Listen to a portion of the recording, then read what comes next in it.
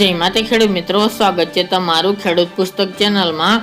આજે તારીખ 4 એપ્રિલ 2024 ની આજની સવારની હવામાન અપડેટની અંદર માહિતી મેળવીએ તો વેસ્ટર્ન ડિસ્ટર્બન્સની અસર ગુજરાતના કયા વિસ્તારની અંદર જોવા મળશે, સાથે જ આગામી દિવસ દરમિયાન કયા વિસ્તારની અંદર વાદળછાયું વાતાવરણ રહી શકે છે તેની સંપૂર્ણ માહિતી મેળવીશું।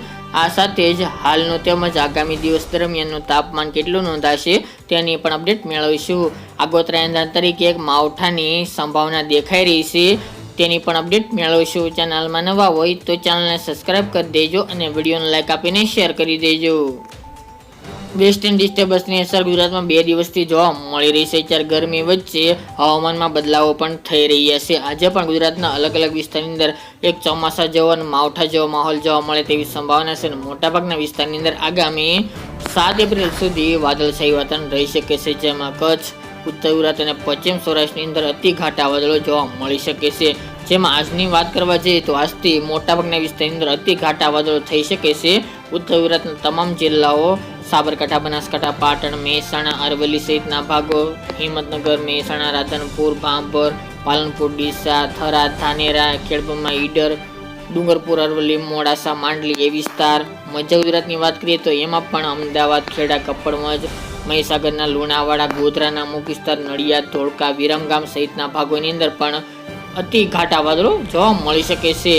તેની સાથે કચ્છના તમામ વિસ્તારો જેમાં ખાવડા હોય, રાપર, ભુજ, ભચાઉ, અંજાર, ગાંધીધામ, ધોળાવીરા એ સાથે જ લખપત છે, નિરોના છે, નળિયા છે સહિતના ભાગોની અંદર પણ અતિ ઘાટા વાદળો જોવા મળી શકે છે। સાથે જ પશ્ચિમ સૌરાષ્ટ્રની અંદર જેમાં મોરબી, સુરેન્દ્રનગર, ચોટીલા, રાજકોટ, જામનગર, સલાયા, જામજોગ, કાલાવડ, જામખંભાળિયા, દ્વારકા, લાલપુર, બગસરા સહિતના ભાગોની અંદર પણ અતિ ઘાટા વાદળો બંધાઈ શકે છે, જોવા મળી શકે છે। એ સિવાય સૌરાષ્ટ્રના અન્ય વિસ્તાર જેમાં ભાવનગરના તમામ તાલુકાની અંદર પણ વાદળછાયું વાતાવરણ અવશ્ય જોવા મળી શકે છે। કાલે 5 અને 6 તારીખ દરમિયાન ગુજરાતના અન્ય વિસ્તારને લાભ પણ મળશે, એટલે કે વાદળછાયું વાતાવરણ જોવા મળે તેવું અનુમાન છે। ખાસ કરીને વધુ અસર ઉત્તર ગુજરાત, કચ્છ અને પશ્ચિમ સૌરાષ્ટ્રના ભાગોની અંદર જોવા મળશે।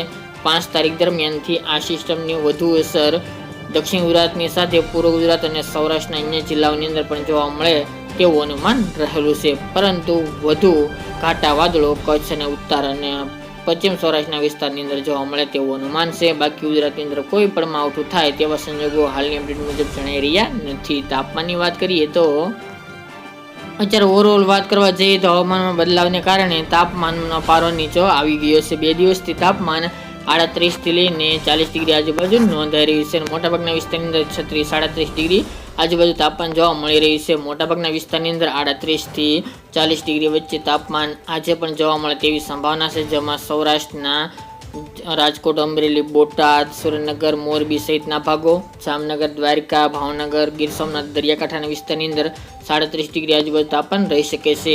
કચ્છની વાત કરીએ તો કચ્છમાં પણ 36-37 ને અમુક વિસ્તારની અંદર 35 ડિગ્રી આજુબાજુ તાપમાન રહે તેવી સંભાવના છે। ઉત્તર ગુજરાતની અંદર પણ તાપમાન નીચું જોવા મળી શકે છે 35 થી 37 ડિગ્રી વચ્ચે। અમદાવાદ, વડોદરા, ગોધરા, દાહોદ એ વિસ્તારની અંદર પણ 40 ડિગ્રી આજુબાજુ એટલે કે 37 થી 40 ડિગ્રીની રેન્જમાં તાપમાન જોવા મળશે। દક્ષિણ ગુજરાતની અંદર પણ 37 થી 40ની રેન્જમાં તાપમાન જોવા મળે તેવી સંભાવના છે। આગામી દિવસ એટલે કે 8 તારીખથી તાપમાનમાં વધારો થાય તેવી સંભાવના રહેલી છે, પરંતુ આ સાથે જ 8 તારીખથી મોટાભાગના વિસ્તારની અંદર 40 થી 41 ડિગ્રી અને અમુક જગ્યાએ 42 ડિગ્રી 8 તારીખ દરમિયાન તાપમાન નોંધાય તેવું અનુમાન રહેલું છે। તો હીટવેવનો રાઉન્ડ આવી શકે છે, પરંતુ આ સાથે ફરી 10 તારીખ બાદ સિસ્ટમની અસર જોવા મળશે સમગ્ર ભારતની અંદર। ઘણા બધા મોડલો જણાવી રહ્યા છે કે ગુજરાતની સાથે જ સમગ્ર ભારત વિસ્તારની અંદર એકાએક હવામાનમાં પલટો જોવા મળશે, જેના કારણે ગુજરાતની અંદર વરસાદની સંભાવના દેખાઈ રહી છે। હાલની અપડેટ મુજબ આ મોડેલમાં ઘણા બધા ફેરફાર થઈ શકે છે।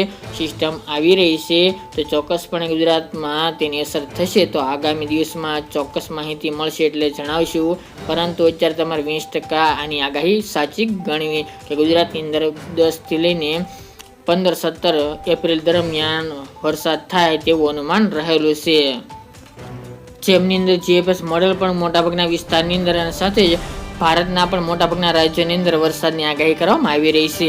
હાલ યુરોપિયન મોડેલ તેમજ જીએફએસ મોડેલ જણાવી રહ્યો છે કે ગુજરાતની અંદર પણ અમુક વિસ્તારની અંદર હળવા સામાન્ય વરસાદી ઝાપટા જોવા મળે તેવી સંભાવના છે. યુરોપિયન મોડેલ પણ અતિ ભારે વરસાદની પણ આગાહી કરી છે, જેમણે પણ મોડેલ બહાર પાડ્યું છે. પરંતુ હાલની અપડેટ મુજબ ગુજરાતમાં 20% શક્યતા ગણવી કે માવઠું થશે. આ 11 અને 12 તારીખની અપડેટની અંદર ગુજરાતની અંદર વરસાદી માહોલ જોવા મળી શકે છે. સાથે જ હવામાનમાં પલટો આવે તેવું પણ અનુમાન દેખાઈ રહ્યું છે, જેમની અંદર ઘણા બધા ફેરફાર થતા હોય છે. ત્યારે જીએફએસ મોડલ તેમજ અન્ય વેધર મોડલ પણ જણાવી રહ્યા છે, પરંતુ ચોક્કસ અપડેટ આપશે ત્યારે તમને વિડીયો દ્વારા માહિતી આપતા રહીશું. પરંતુ અત્યારે 20% અનુમાન ગણવું કે ગુજરાતની અંદર માવઠું થશે.